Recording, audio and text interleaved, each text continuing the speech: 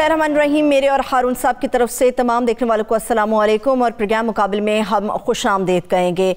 मियाँ नवाज शरीफ साहब की वापसी के हवाले से इस वक्त पूरी सियासत के अंदर बहस जारी है, मगर हुकूमत इस बात का दावा कर रही है कि उन्हें लाया जा रहा है, मगर नून लीग इन तमाम बातों से ना आशना है और वो कुछ और ही दावे कर रही है। अब की बार पीपल्स पार्टी ने भी लब कुशाई की है और पीपल्स पार्टी कहती है कि अगर वज़ीर आज़म पाकिस्तान इमरान खान साहब को पता है या उन्हें इशारा मिला है कि नवाज शरीफ साहब वापस आ रहे हैं या लाए जा रहे हैं, तो उनको बताया जाना चाहिए या वो बताएं पूरी कौम को और हमें कि उन्हें ये इशारा कहां से और क्यों दिया गया है।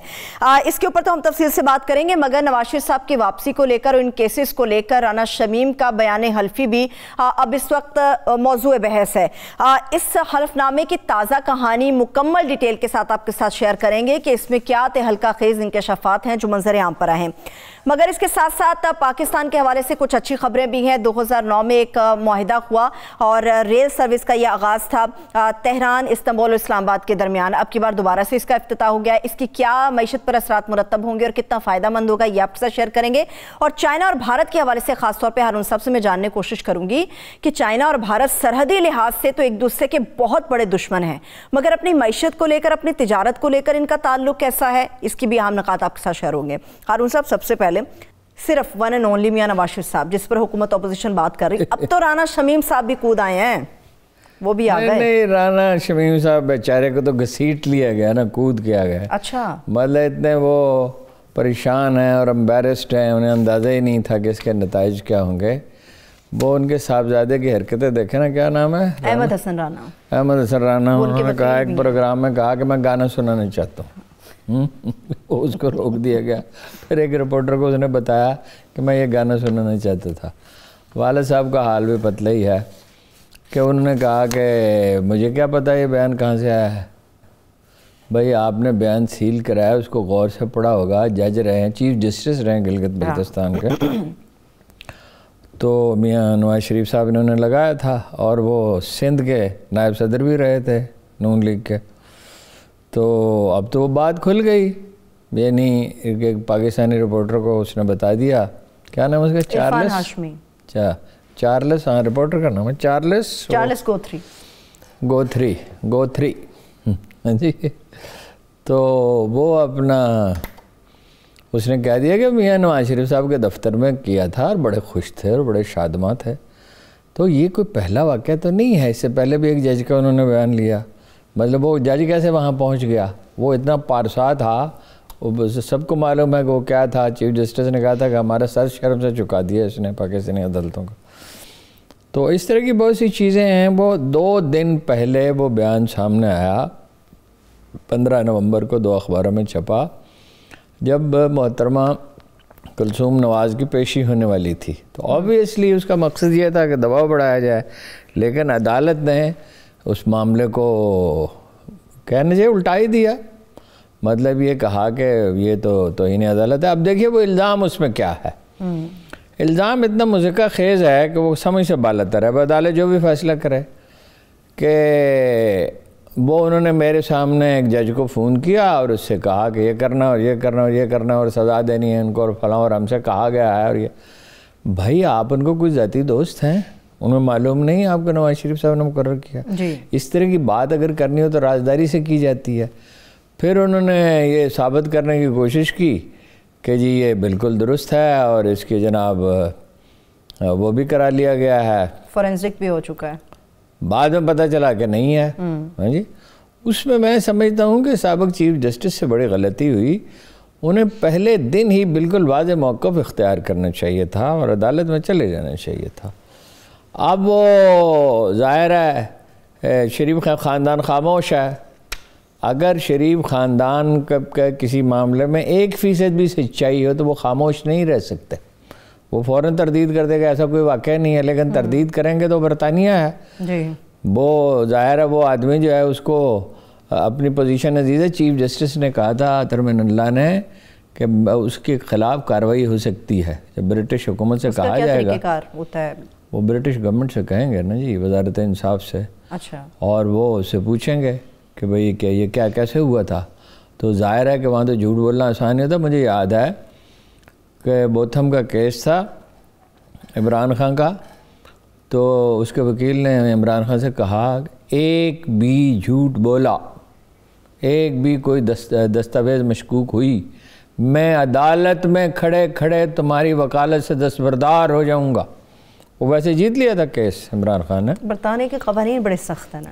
اچھا وہ دیکھیں نہیں، وکیل جو ہیں وہ اپنی ریپوٹیشن خطرے میں نہیں ڈالتے۔ اس میں کیا ہوا تھا جو جس کیس میں انہیں سزا ہوئی ہے کہ وہ انہوں نے ان کے جو لائر تھا وہ نواز شریف صاحب کا، اس نے کوئی جعلی ڈاکومنٹس بنائے تھے، تو ایک پاکستانی وکیل سے رابطہ کیا گیا اور اس نے ٹریس کر لیا، وہاں ادارے ہیں جو انفارمیشن پرووائڈ کرتے ہیں، اور اس سے کہا میں تمہارا لائسنس کینسل کرا دوں گا۔ پھر بھی وہ جو فونٹ تھا کیا کیلیبری فونٹ، پھر بھی انہوں نے بنا لیا۔ پھر بھی مطلب یہ ہے کہ وہ کہا، ایک شہزادے کا بیان بھی منگوا لیا۔ تو یہ ایک نفسیاتی جنگ ہے۔ دسمبر میں مارچ میں چلے جائیں گے، نومبر میں چلے جائیں گے، دسمبر میں چلے جائیں گے، لانگ مارچ ہو جائے گا۔ وہ مولانا تو 2 سال 1.5 سال پہلے انہیں بھیج رہے تھے۔ اچھا مارچ میں میرا خیال ہے کہ یہ کہیں گے یہ ایک عمران خان کے لیے مشکل وقت ہے، لیکن اس میں خصوصیت ہے کہ وہ کھڑا رہتا ہے، وہ دباؤ قبول کریں گا۔ یہ جو رانا ثناءاللہ نے کہا نا اس کی نیند اڑی ہوئی ہے حکومت کی، عمران خان صاحب کی نیند اڑی ہے۔ عمران خان صاحب کی میں ان کے ساتھ بہت وقت گزارا ہے، بے شمار دن گزارے ہیں۔ رات کے 12 بجے وہ بالکل آرام سے سو جاتے ہیں، کتنا ہی بڑا کرائسس ہو، الیکشن جیتا ہوا ہو، ہارا ہوا ہو، کوئی مصیبت درپیش ہو، اس کی نیندیں نہیں اڑی ہوئی ہیں۔ ٹھیک ہے، پریشان تو دونوں ہیں، ظاہر ہے وہ بھی پریشان ہیں، وہ بھی ایٹ سٹیک ہیں، یہ بھی ایٹ سٹیک ہیں۔ تو دونوں کے چہرے بھی دیکھ لیں، عمران خان کو بھی دیکھ لیں، اس کو بھی دیکھ لیں۔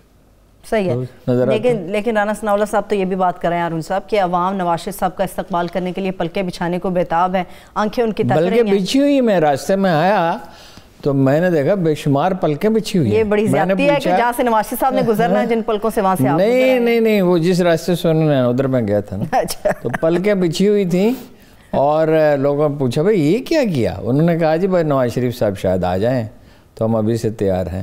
نواز شریف صاحب کے سامنے پلکیں بچھانے کے لیے تو ان کے بھائی نہیں گئے تھے، آپ کو یاد ہی ہے؟ جی مجھے یاد ہے ہارون صاحب، وہ نہیں پہنچے تھے، قافلہ نکلا تھا مگر وہ نہیں پہنچے تھے۔ وہ بڑی پارٹی ہے، الیکشن جیت سکتی ہے، لیکن نواز شریف صاحب تو جائیں گے جیل، ان پہ تو پابندی ہے، 10 سال کی سزا ہے، ان کی صاحبزادی کو بھی 7 سال کی سزا ہے، اور اس کی جان بچانے کے لیے جو حربے وہ استعمال کر رہے ہیں اس سے بچے گی تو نہیں، بچیں گی تو دلیل سے بچیں گی نا۔ جب کوئی قانونی جواز فراہم کیا جائے گا، عدالتیں تو ہمیشہ مہربان رہی ہیں شریف خاندان پہ، ٹھیک ہے، لیکن کوئی دلیل ہو تو مہربان ہوگی نا، بغیر دلیل کے کیسے؟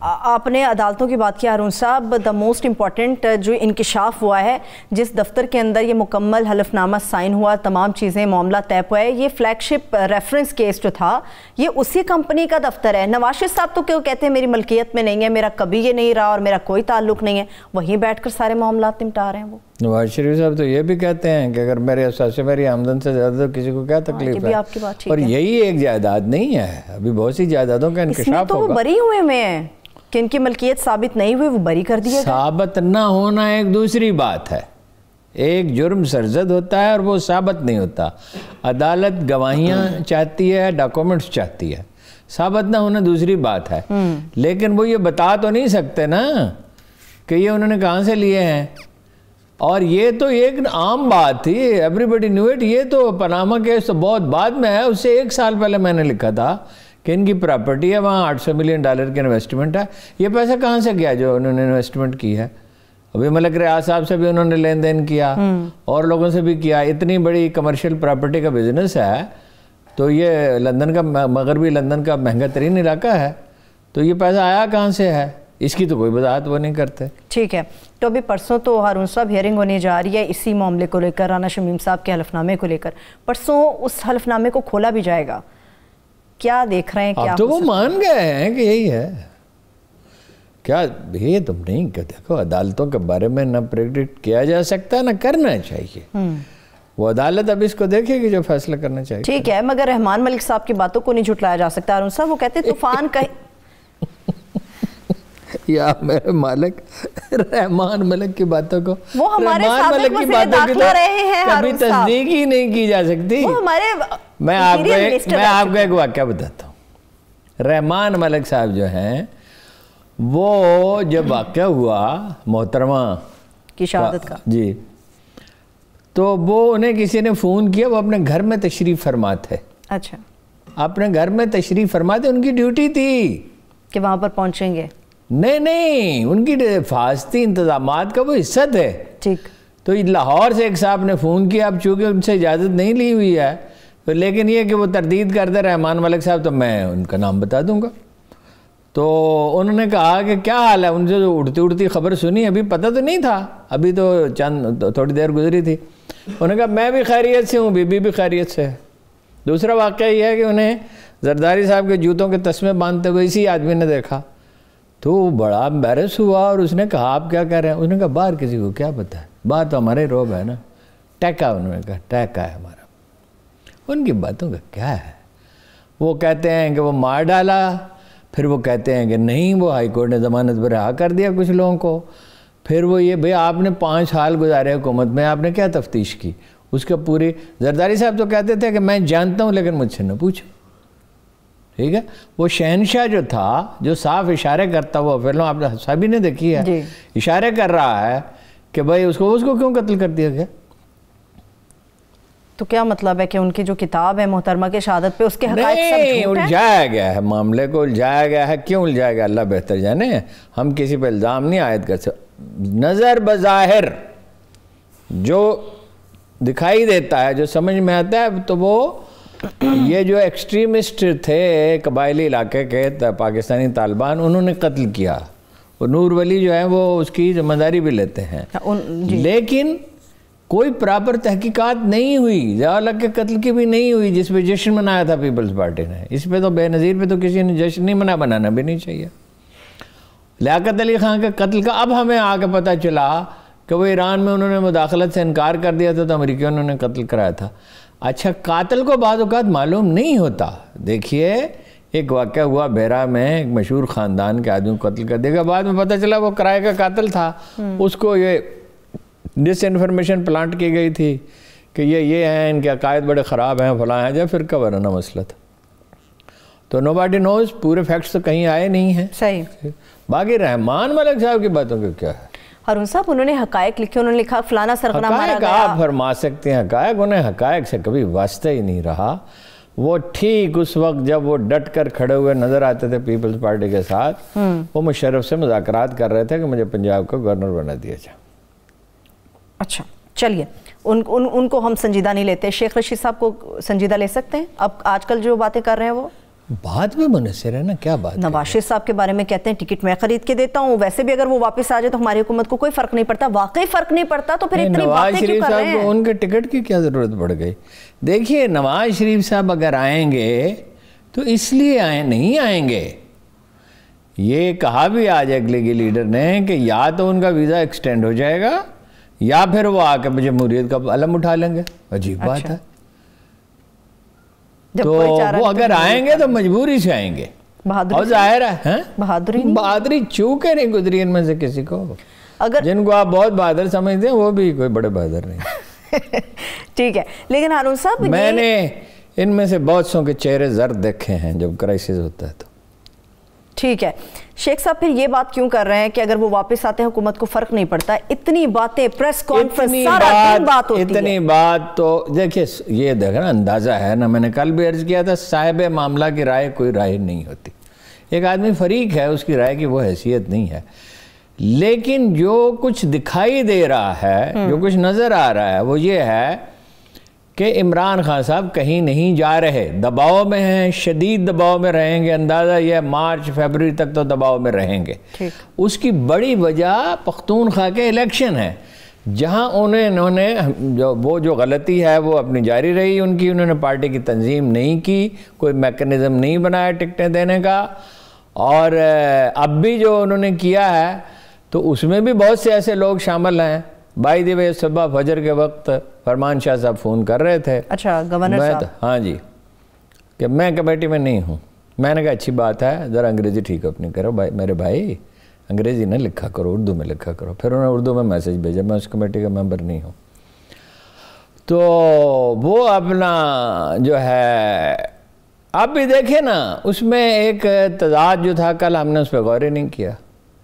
بتائیے۔ حکومت بنتے ہی عمران خان صاحب نے، جو پارٹی کے وزراء تھے، کابینہ میں شامل تھے جو لوگ، یا وزیر اعلیٰ تھا کوئی، یا کوئی صوبائی وزیر تھا، ان سے پارٹی کے عہدے واپس لے لیے تھے۔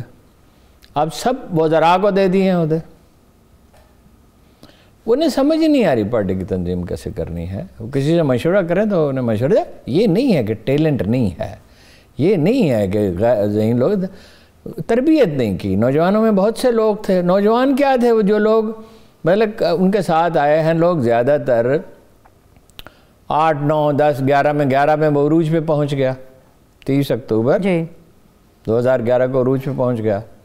تو اقتدار تو ملا انہیں 2018 میں، تو 7 سال اگر ان کی تربیت کی ہوتی، کوئی نظام بنایا ہوتا۔ میں ان سے کہتا رہتا تھا بھائی سرکلر بھیجیں، پوائنٹ آؤٹ کریں سیاسی کام کیسے ہوتا ہے، حتیٰ کہ ایک مسئلہ مستقل لٹکا رہتا تھا کہ ٹاک شوز میں ان کے جو لوگ جاتے تھے وہ بات نہیں کر سکتے تھے۔ تو میں نے کہا کہ بھائی یہ ورکشاپ کرائیں، لوگوں کو بلائیں، اور یہ چند ان کی تربیت چاہیے، جھجک ہوتی ہے اور کچھ بھی نہیں۔ چودھری شجاعت صاحب سے جب میں پہلی دفعہ ملا تو وہ ایک فکرہ بول کے خاموش ہو جاتے تھے، اور خاموش ہو کے پریشان بھی ہو جاتے تھے۔ تو میرے ساتھ جو صاحب تھے، نون جرنلسٹ تھے، تو انہوں نے کہا یار یہ تو کچھ بھی نہیں کر سکیں گے، میرا بھی تاثر ہی تھا۔ لیکن اب وہ اتنی یکسوئی سے گفتگو کرتے ہیں، بیمار ہو گیا دوسری بات، اتنے وہ کلیئر ہوتے ہیں جب کوئی بات کرتے ہیں، اور اتنی ان کا تجزیہ اچھا ہوتا ہے کہ آدمی حیرت زدہ رہ جاتا ہے۔ ٹھیک ہے، تو مشیران کا بیسیکلی مشیران کا مسئلہ ہے نا ہارون صاحب، عمران خان صاحب کو لے کے اسی کے اوپر مشورہ کرنے کی طرح۔ ٹھیک ہے ہارون صاحب، یہ پوری گفتگو جب سے نواز شریف صاحب کی واپسی کے اوپر بات ہو رہی ہے، ایک بڑی خطرناک موڑ کی طرف جا رہی ہے۔ راک ایجنٹ کے حوالے سے بڑی باتیں ہو رہی ہیں کہ تو پھر اس سے بھی ایک بات سمجھ لیں، پلان ہو گیا آؤٹ۔ اگر کوئی پلان تھا، بظاہر تو ایسا لگتا ہے کہ تھا، جب بات کھل جائے اس کے بعد اس منصوبے پہ عمل نہیں ہو سکتا۔ ویسے بھی اس کے راستے میں بہت رکاوٹیں تھیں۔ آپ یہ راک ایجنٹ کے حوالے سے بات کر رہے ہیں؟ میں یہ نواز شریف کی واپسی کے حوالے سے، یا اگر کوئی سازش ہو رہی تھی تو وہ تو اس کا تو سارے ہر چیز منظر عام پہ آ گیا، اب نہیں ہو سکتا۔ ٹھیک ہے، تو اس حوالے سے کیا کہیں گے ہارون صاحب؟ یہ جو راک ایجنٹ کو واپس لانے کے اور اس کے اوپر بات چیت کے حوالے سے بات چلی، شیخ صاحب نے بھی بات کی کہ ان کا نام لے کے انہوں نے کہا کہ ان سے ہماری کوئی بات چیت نہیں ہو سکتی۔ کچھ دن پہلے عامر لیاقت صاحب کچھ دن پہلے انہوں نے بھی بات کی، انہوں نے کہا اگر اس سے بات ہو سکتی تو پھر اس سے بھی بات کر لیں۔ نہیں، وہ تو یہ تو فکر بازی ہے نا، اس پہ میں کیا کہوں۔ وہ راک ایجنٹ کے کارنامے بھی معلوم ہے، یہ بھی معلوم ہے اس کو پروٹیکشن کس نے دی۔ انڈیا تو بالکل ننگا ہو جاتا ہے نا دنیا کے سامنے، جیسے ڈس انفو لیب میں وہ آپ نے دیکھا ہے کہ وہ کس نے اس کو بے نقاب کیا؟ یورپی یونین سے وابستہ ایک ادارے نے اس کو بے نقاب کیا۔ کوئی 200-250 ویب سائٹس ہیں، اور کچھ ویب سائٹ جو ہیں وہ کچھ ادارے جو ہیں ختم ہو چکے تھے، کچھ غیر فعال تھے، ان کے نام پہ پاکستان کے خلاف پروپیگنڈا انہوں نے کیا۔ اب مسئلہ ان کا یہ ہے کہ اندر سے وہ ٹوٹ رہے ہیں، بری ان کی حالت ہے، دلت ناراض ہیں، سکھ ناراض ہیں، مسلمانوں پہ یلغار کی ہوئی ہے، تو وہ اندر سے اس کی شکست ریخت ہو رہی ہے۔ تو اس کا حل انہوں نے یہ نکالا ہے، دیکھیے یہ حل نہیں ہوتا۔ حل یہ ہوتا ہے جہاں ڈیمیج ہو رہا ہے اس کو ریپیئر کیا جائے۔ حل یہ نہیں ہے کہ آپ اپنے مخالفوں کو ختم کر دیں۔ انڈیا کی تو پالیسی ہے پہلے دن سے پاکستان کو ختم کرنے کی۔ تو نہرو نے کہا تھا کہ پاکستان ختم ہو جائے گا، تو قائد اعظم نے اپنی گرجدار آواز میں کہا نو پار آن ارتھ کین انڈو پاکستان۔ مشرقی پاکستان میں تو 1 اور 16 کا تناسب تھا، بعض لوگ کہتے ہیں 1 اور 25 کا تناسب تھا۔ اچھا، 2 ڈویژن 2 آرمی تھی ساری، اور مطلب سازش کر کے راستہ بند کر دیا گیا تھا، ہوائی جہازوں سے بھی نہیں بھیجی جاتی۔ نیم پاگل آدمی کو حکمراں ہوتا ہے کہ حادثہ ہو گیا۔ اور بنگلہ دیش کا کیا ہے؟ بنگلہ دیش کب تک حسینہ واجد کی حکومت رہے گی؟ کب تک؟ بنگلہ دیش تو کشمیر میں اتنی تو پاکستانی اسٹیبلشمنٹ نے اور حکومت نے اتنی مہم نہیں چلائی جتنے بنگلہ دیش میں جلوس نکلے ہیں۔ چلیے اب بریک کی طرف چلتے ہیں، ایک چھوٹی سی بریک لیتے ہیں، بریک سے واپس آئیں گے تو ترکی کے حوالے سے بہت سی اہم خبریں ہیں وہ آپ کے ساتھ شیئر کریں گے، مگر اس کے ساتھ ساتھ پاکستان، ترکی اور ایران کے مابین جو ریل سروس کا آغاز ہوا ہے وہ کتنا خوش آئند اور زبردست معاہدہ اور منصوبہ، اس کے اوپر بات ہوگی، ہمارے ساتھ رہیے۔ بریک کے بعد ایک بار پھر سے آپ کو ہم پروگرام میں خوش آمدید کہیں گے۔ ہارون صاحب، بڑی اچھی خبر تو یہ کہ پاکستان نے ترکی ایران کے ساتھ دوبارہ سے ریل سروس کا آغاز کر دیا، اس کا بیک گراؤنڈ تھا کیا اور اب اس کا کیا پلان ہے؟ پاکستانی خارجہ پالیسی کی تشکیل نو ہو رہی ہے اور اقتصادی معاملات ظاہر ہے خارجہ پالیسی میں بڑے اہم ہوتے ہیں۔ ترکی پاکستان کا سب سے اچھا، سب سے قریبی، سب سے زیادہ قابل اعتماد دوست ہے، لیکن صرف $65 ملین کی ٹریڈ ہے، جس میں $30 ملین کا سامان ہم بھیجتے ہیں اور $35 ملین کا وہاں سے آتا ہے۔ 21 دن لگتے ہیں اگر سمندر سے سامان بھیجا جائے ترکی، اور ٹرین میں لگتے ہیں 8 دن۔ اچھا، اسلام آباد سے ٹرین چلے گی لاہور، لاہور سے ملتان، سکھر، کوئٹہ، تفتان، زاہدان تک ہی جائے گی یہ ٹرین، ایران کے شہر، سرحدی شہر تک۔ جی نہیں، زاہدان تک، آگے تفتان سے پھر جو آگے جو ریلوے لائن کے سائزز دنیا میں مختلف ہیں، پھر دوسری ٹرین میں وہ منتقل ہو جائے گا سب سامان، اور پھر وہاں سے ترکی اور ترکی سے یورپ۔ یہ صرف ایک چھوٹا سا سٹیپ نہیں ہے، دیکھیے 21 دن اور 8 دن میں کتنا فرق ہے، اور اگر مال گاڑی کے ڈبے ایئر کنڈیشن کر دیں تو پھل اور سبزیاں آپ جتنی چاہیں اگائیں اور بیچ لیں، لاتعداد چیزیں ہیں نا جو آپ بھیج سکتے ہیں۔ مثال کے طور پہ ساری دنیا آلو کے خریدار ہے، ساری دنیا، اور آپ کا ضائع ہوتا ہے، مطلب یا کولڈ سٹور میں رکھیں، یا بعض اوقات اتنی قیمت گر جاتی ہے، بعض اوقات منافع ہوتا ہے، خرچ بہت ہوتا ہے آلو پہ، 50-60 ہزار روپے ایکڑ پہ خرچ ہوتے ہیں، عام کسان کے بس کی بات ہی نہیں ہے، اس کو پروموٹ کریں۔ دنیا میں سب سے زیادہ گندم نہیں کھائی جاتی ہے، دنیا میں سب سے زیادہ چاول نہیں کھایا جاتا، دنیا میں سب سے زیادہ آلو کھایا جاتا ہے۔ امریکہ میں جتنا آلو پیدا ہوتا ہے وہ 7% صرف ایک جو مشہور ان کا ادارہ ہے جو یہ ہمارے یہاں بھی اس کی برانچیں ہیں وہ خرید لیتا ہے۔ لاہور میں ایسے ذمہ دار ہیں کہ جن سے کمپنیوں کا معاہدے ہیں کہ جب آلو کامیاب ہوتا ہے دنیا میں، ایک وقت آتا ہے تو وہ حالانکہ آلو کی فصل پوری طرح تیار نہیں ہوتی مگر وہ زیادہ قیمت پر خرید لیتے ہیں۔ ٹھیک، اچھا، آپ کا کنو ہے، آپ کا آم ہے، آم کی برآمدات کئی گنا بڑھ گئی ہیں چین کو اور بڑھتی چلی جائیں گی، لیکن یہ کہ اصل میں تو یہ ہے کہ انڈسٹری میں آپ کیا پروڈیوس کرتے ہیں، وہ جب اس پہ چین اور انڈیا پہ آتے ہیں تو پھر بات کرتے ہیں۔ تو یہ بہت بڑا بریک تھرو ہے۔ اسی طرح ایک دن سینٹرل ایشیا کے ساتھ آپ کا بریک تھرو ہونا ہے۔ پاکستان ایک منور مستقبل رکھتا ہے اور وہ اس کے بہت سے اشارے مل رہے ہیں، ہم کرائسس آتا ہے اور ختم ہو جاتا ہے۔ میں بائی دی وے ایک بات آپ سرچ کر دوں، میں کرونا کا پہ جو بھی کچھ بھی چھپتا ہے وہ میں پڑھتا رہتا ہوں اور دیکھتا رہتا ہوں۔ یہ اگلے 3-4 مہینے تو ٹھیک ہے، یہ کم ہوتا چلا جائے گا، لیکن پریڈکشن یہ ہے عالمی ماہرین کی کہ ستمبر اکتوبر میں پھر یہ بڑھنا شروع ہوگا، اس لیے کہ آپ کا کہاں تک روکیں گے؟ آپ ایرانی سرحد سے آنے والوں کو کہاں روز اسمگلنگ ہوتی ہے، جائز لین دین بھی ہوتا ہے، افغانستان سے آنے والوں کو آپ کتنا روکیں گے؟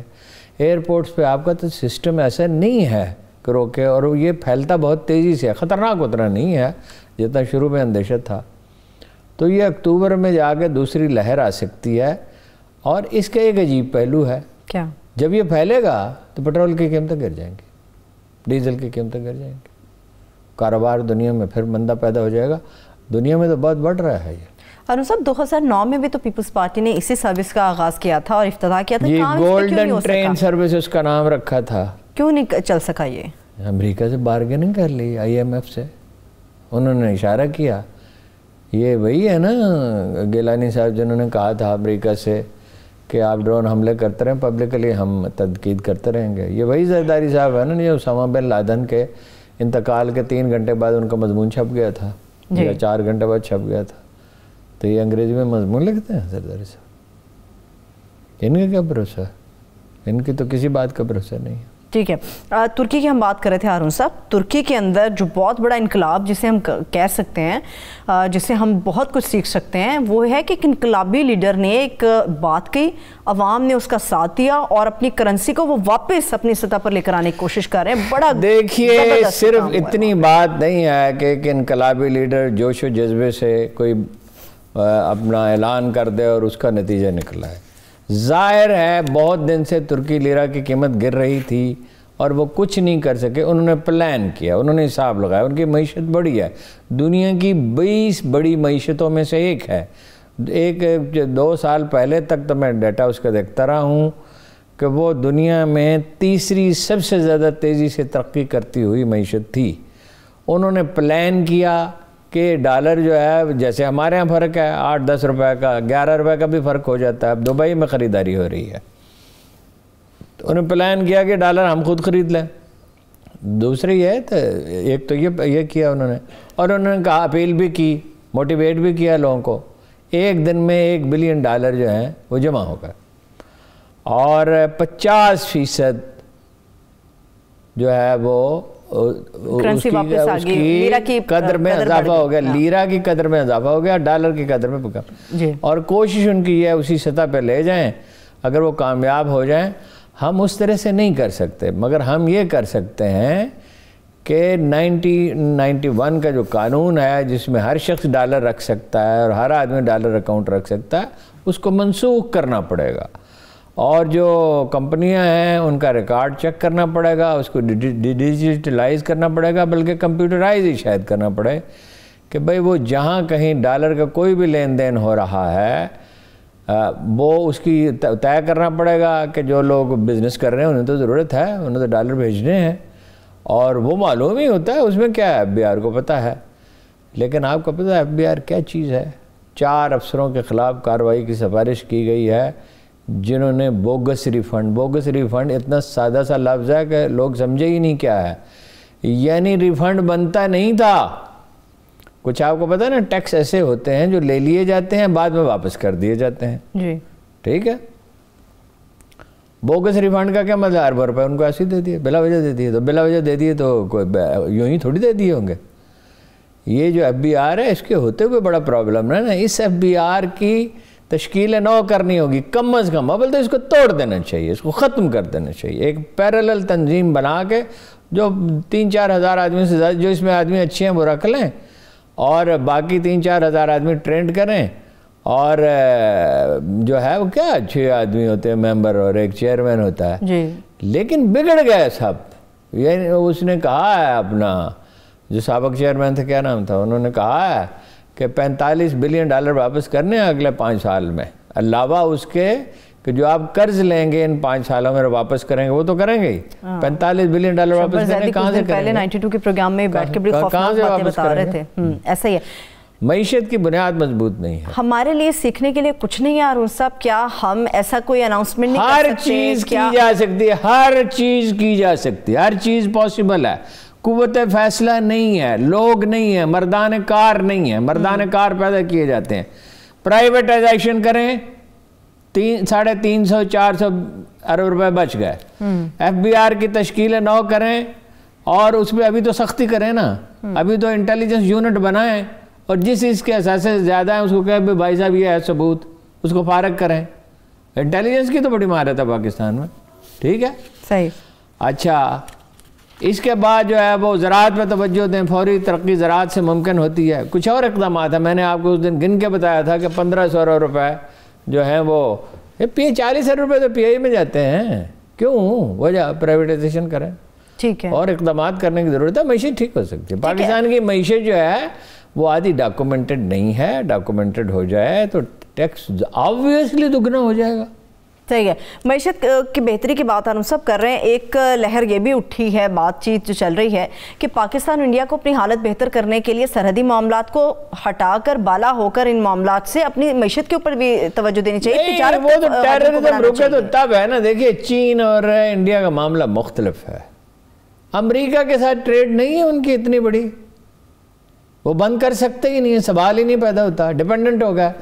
وہاں ایک کلاس جو تجارت کرتی ہے، امریکہ میں جو لوگ چین سے مصنوع مثلا موبائل منگواتے ہیں جی، میں آپ کو اس کی مثال دیتا ہوں، جو بلڈنگز ہوتی ہیں نا، بڑی بڑی پرانی بلڈنگ ہیں 2-2 سال کی، ان کو رینوویٹ کیا جاتا ہے، ان کی مرمت کی جاتی ہے، پورا ایک بزنس ہے امریکہ میں۔ اس کے لیے کیمرے استعمال ہوتے تھے، اب پتہ نہیں اب بھی ہوتے ہیں یا نہیں، میں تو 20 سال پہلے گیا تھا، اس وقت کی بات کر رہا ہوں، 21 سال پہلے۔ تو وہ کیمرہ جو ہے امریکی مارکیٹ میں وہ اویلیبل تھا $8-9 کا، وہ ایک دفعہ استعمال کے بعد ضائع ہو جاتا تھا، تصویریں بنا لیتے تھے، اس پہ ایکسپرٹس کام کرتے تھے۔ وہ ایک نوجوان نے بیٹھ کے انٹرنیٹ پہ کام کیا تو پتہ چلا اس کی قیمت $2.25 ہے۔ اب لیبر سستی ہے نا چین میں، امریکہ میں مہنگی ہے، پھر چینی بہت محنتی ہے، امریکی اتنے محنتی تو نہیں ہے، تو ڈپینڈنٹ ہے ایک دوسرے پہ۔ $1.83 بلین کی تجارت تھی انڈیا اور چین کی آج سے 20 سال پہلے، 21 سال پہلے، اب ہوگی $100 بلین کی۔ دوسری بات یہ ہے کہ آپ بناتے کیا ہیں، آپ چین کو کیا دیں گے؟ چین نے تو آپ پہ بہت سی پابندیاں ختم کر رکھی ہیں، بہت نرمی کی ہے، بنگلہ دیش کے ساتھ بھی کی ہے، آپ بیچیں گے کیا ان کو؟ آپ چین کے لیے، چین کے 1.5 ارب آدمی لباس پہنتے ہیں، پاکستان میں تو بہت اچھی ٹیکسٹائل انڈسٹری ہے، کبھی یہاں گئے، ہمارے مارکیٹنگ کا پہلو بڑا کمزور ہے، وہاں جائیں، مطلب میں نے ایک اسلام آباد کے انڈسٹریلسٹ نے مجھے بتایا، one of the top industries, کہ ایک سکھ آیا، اس نے کہا جتنا کپڑا آپ بنا سکتے ہیں بنا لیں، جتنا بھیج سکتے ہیں بھیج دیں۔ انڈیا تو اجازت نہیں دیتا، رکاوٹ، چین تو رکاوٹ نہیں ڈالے گا، چین کیوں رکاوٹ ڈالے گا؟ پھر یہ ہے کہ $10 بلین کا، $15 بلین کا مال آتا ہے چین سے، دکھایا $10 بلین کا جاتا ہے، ٹیکس ہضم کر لیا جاتا ہے۔ یہ FBR کتنی بڑی لعنت ہے، لوگوں کو اندازہ ہی نہیں ہے۔ یعنی FBR تو بطور ایک ادارے کے لازم ہے، کوئی ٹیکس کلیکٹرز کے بغیر کون سا ادارہ ہوتا ہے، لیکن اب سارا تھارولی کرپٹ ہو گیا۔ وہ کہتا ہے 20,000 آدمی ہیں جو کام نہیں کرتے یا کرپٹ ہیں، پچھلے چیئرمین نے کہا، تو 2,000 آدمی ہیں، تو ان 20,000 کا کیا کرنا ہے؟ یعنی ان کے جرم کی سزا ملک کیوں بھگتے؟ انٹیلیجنس یونٹ بنائیں جو ٹاپ کرپٹ ہیں، 2-3 ہزار ان کو تو نکال دیں، ضرورت کرنی پڑے گی۔ ٹھیک ہے، لیکن ہارون صاحب کیا ہمیں چائنا کی منڈیوں تک رسائی کے لیے مارکیٹنگ کو بہت زیادہ کینوس پر نہیں لے کر آنا چاہیے؟ ہمیں اپنی ڈیلیگیشنز نہیں بھیجنے چاہیے؟ بھائی ہمارا مارکیٹنگ کا رجحان ہی نہیں۔ میں نے سنڈے بازار میں نیو یارک میں ایک تھر کے ایک پاکستانی کو دیکھا، تو اس کی شکل مجھے جانی پہچانی لگی۔ میں نے کہا کہ آپ کو کہیں دیکھا ہے؟ انہوں نے کہا آپ نے میرے بھائی، آپ کہاں سے ہیں؟ میں نے کہا اسلام آباد سے۔ اچھا۔ اس نے کہا کہ آپ نے میرے بھائی کو دیکھا ہوگا، وہ بہت ہم شکل ہے میرا، بہت فرق۔ تو میں نے کہا کہ کیا، مجھے لگا کہ پڑھا لکھا آدمی نہیں، میں نے ذرا نرمی سے پوچھا تو اس نے بتا دیا کہ وہ بالکل ان پڑھ ہے۔ میں نے کہا تم نے کیسے کیا؟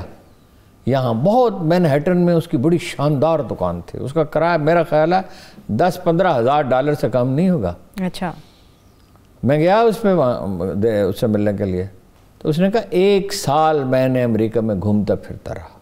ہمارا مسلمان بزنس کرتے نہیں تھے، نوکری کرتے تھے یا ذمہ دار کرتے تھے، کاشتکاری کرتے تھے، تو مارکیٹنگ ہماری تو بہت کمزور ہے۔ جو کچھ ہم بناتے ہیں ٹیکسٹائل میں، تو ہم دیکھیں نا، مشینری آئی ہے نا $5 بلین کی، ٹیکسٹائل کو تو ہم اس سے کوئی 4, 6, 10 گنا کر سکتے ہیں۔ صحیح، ٹھیک ہے، مگر اس طرف ہمارا رجحان ہے۔ ایک بریک لے لیتے ہیں، بریک سے ہم واپس آئیں گے تو ایران اسرائیل کانفلکٹ کے اوپر تفصیل سے بات کریں گے، ہمارے ساتھ رہیے۔ بریک کے بعد ایک بار پھر سے پروگرام میں ہم آپ کو خوش آمدید کہیں گے۔ ہارون صاحب، آپ کو یاد ہوگا کہ اسرائیل نے دھمکی دی تھی کچھ عرصہ پہلے کہ ایران پر حملہ کیا جائے گا، اور باقاعدہ کوئی تاریخ تھی جو امریکہ کو انہوں نے بتا دی تھی۔ ایران نے کہا ہے معمولی غلطی پر ہاتھ کاٹ دیں گے۔ دھمکی نہیں دی تھی، اعلان کیا تھا، اخبارات میں مضامین چھپے تھے، ان کے ایک منسٹر نے کہا تھا ہم حملہ کریں گے۔ تو میں نے آپ سے کیا عرض کیا تھا کہ کیا کریں گے وہ؟ سوال یہ ہے کہ وہ کوئی سامنے رکھی ہوئی چیز ہے، کوئی سڑک پہ پڑا ہوا ہے، وہ ایٹمی پروگرام ظاہر ہے زیر زمین ہے۔ دوسری بات یہ ہے کہ جب آپ کوئی چیز سیکھ لیتے ہیں، آپ ایک آدمی سائیکل چلانا سیکھ سکتا ہے، آپ اس کی سائیکل چھین سکتے ہیں، اس کی سائیکل چلانے کی مہارت تو نہیں سیکھ سکتے۔ انہوں نے اس کے ایک سائنسدان کو قتل بھی کیا۔ اب وہ اندر ان کے خوف جمع ہوا ہے، ان کے اندر خوف ہے، اور ایران ایک کمزور ملک نہیں ہے، ان کے فلسطین میں بھی اثرات ہیں، اور ان کے لیبنان میں بھی اثرات ہیں، اور لیبنان کی جو پہاڑیاں ہیں یہ وہ اتنی دشوار گزار ہیں کہ اس پہ آپ بم برسائیں، میزائل برسائیں، کچھ ہو ہی نہیں سکتا۔ وہیں تو وہ مصنوعی جنت بنائی تھی اس نے، وہ مشہور جو کردار ہے، تو وہ اپنا انہوں نے ظاہر ہے وہ ایک ایرانی نیشنلزم بہت طاقتور ہے، انہوں نے میسج دیا ہے کہ اگر کچھ کیا تو یہ تو ایک علامت ہے، یہ میزائل تو انہوں نے تباہ کر دی ہے، لیکن اگر وہ لیبنان سے موو کریں یا فلسطین کے اندر موو کریں تو مسائل تو ان کے لیے پیدا کریں۔ وہ اسرائیلی جو ہے نا انڈینز کی طرح، ان کا ایک مسئلہ ہے، انڈین سے بھی زیادہ موت سے بہت ڈرتے ہیں۔ مطلب کسی جگہ ایک خودکش حملہ ہو جائے، فرض کیجئے، بس بھاگیں گے لوگ، موت کا خوف بہت۔ ٹھیک ہے، لیکن ہارون صاحب اس کے باوجود بھی اسرائیل اعلان تو کر رہا ہے، دھمکیاں تو دے رہا ہے، مزید کیا؟ میرے نہیں خیال کہ حملہ ہوگا، اس لیے دنیا اس کی متحمل نہیں ہو سکتی۔ ایران بھی مکمل طور پر تیار؟ پھر اس کا نتیجہ یہ ہوگا، نہیں ایران تو اس کو روکنا چاہتا ہے نا، اس لیے وہ انتباہ کر رہا ہے۔ ایران کا اس میں کیا قصور ہے؟ ایرانیوں نے تو معاہدہ کر لیا تھا، اپنی تنصیبات کھول دی تھی معائنے کے لیے، انہوں نے کہا پرامن ایٹمی پروگرام ہے، تو وہ کینسل کس نے کیا؟ 6 ملکوں نے مل کے کیا، ڈونلڈ ٹرمپ نے ایک طرفہ طور پر کینسل کر دیا۔ جو بائیڈن صاحب آئے، انہوں نے کہا کہ ہم اس کو بحال کریں گے، اشارہ کیا، پھر کیوں نہیں بحال ہوا؟ اسرائیلی لابی بہت طاقتور ہے، میڈیا میں، پالیٹکس میں، وہاں۔ صحیح ہے، ٹھیک ہے۔ اور اس میں میرے پاس آخری 2 منٹ ہیں، مگر کل بھی یہ بات رہ گئی، آج بھی قائد اعظم محمد علی جناح، ان کے اوپر ہمیں بات کرنا ہے۔ وہ تو دیکھیں نا، پورا آپ وقت دیتے ہیں نا، دیکھیے بات تو اتنی ہے، بات تو اتنی ہے کہ قائد اعظم کے جیسے ایموشنل بیلنس اور کیا کہنا چاہیے کہ محکم کردار کا آدمی سیاست دانوں میں تو پچھلے 300 سال میں نظر نہیں آتا۔ ہمیشہ سچ بولتے تھے، کبھی وعدہ نہیں توڑا، کبھی ان پہ خیانت کا الزام نہیں لگا، نہایت ریاضت کیش تھے، خوددار آدمی تھے، بڑی عزت نفس رکھتے تھے، کبھی کسی سے مدد نہیں مانگی، اور اس کا نتیجہ یہ ہے کہ انہوں نے اسٹینلے والپرٹ نے لکھا ہے کہ قائد اعظم نے 3 کارنامے انجام دیے۔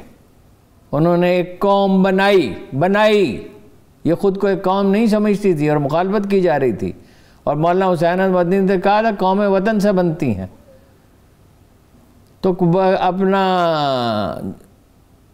قوم بنائی، پھر اس کو آزادی دلائی اور ایک آزاد وطن لے کے دیا۔ تاریخ انسانی میں کسی سیاستدان نے یہ کارنامہ کبھی انجام نہیں دیا۔ اگر ہم ان کے راستے پہ چلتے رہتے، دیکھیے یہ 2 آدمی تھے، اقبال اور قائد اعظم۔ اقبال نے بستر مرگ پہ اپنے والد سے پوچھا، ان کے والد وفات پا رہے تھے، کہ کیا میں نے اسلام کی خدمت کا حق ادا کر دیا؟ انہوں نے کہا ہاں میں اللہ کے پاس گواہی دوں گا اپنے اسلام کی۔ قائد اعظم کہتے ہیں میں مسلمانوں کی خدمت کر رہا ہوں، اسلام کی نہیں کہتے تھے کبھی، بہت محتاط تھے الفاظ کے انتخاب کے معاملے میں۔ تو انہوں نے ایسی خدمت کی ہے، دیکھیے ان کی ذاتی مخالفت اور مذمت کی جاتی تھی، وہ کبھی اس کا جواب نہیں دیتے تھے، انہیں کافر اعظم کہا گیا، انہوں نے جواب نہیں دیا۔ آج ایک سیکھنا چاہیے کہ سچ بول کر اور امانت داری کے ساتھ اور خیانت سے بچ کر کیسے عظیم کارنامے انجام دیے جا سکتے ہیں۔ سچائی ہی دنیا میں کامیاب ہوتی ہے، چالاکی اور عیاری کی فتح عارضی ہوتی ہے۔ قرآن مجید کہتا ہے وَجَعَلَ الْحَقَّ وَزَهَقَ الْبَاطِلَ وَإِنَّ الْبَاطِلَ كَانَ زَهُوقًا۔ باطل جو ہے وہ آخر میں اس کو برباد ہونا ہوتا ہے۔ دعویٰ باطل ہے، جھوٹے نعرے باطل ہیں، یہ فریب دہی باطل ہے۔ اگر یہ اس راستے پہ چلتے رہتے، اس ملک کو برباد کیا سو کال نظریاتی لوگوں نے، ایک بائیں بازو کے لوگ جب امریکہ کی گود میں جا کے بیٹھ گئے، اور ایک سیاسی مولویوں نے۔ چلیے بہت شکریہ، تھینک یو سو مچ ہارون صاحب، تمام دیکھنے والوں کا شکریہ۔ مجھے اجازت دیجیے، اپنا بہت سا خیال رکھیے، خدا حافظ۔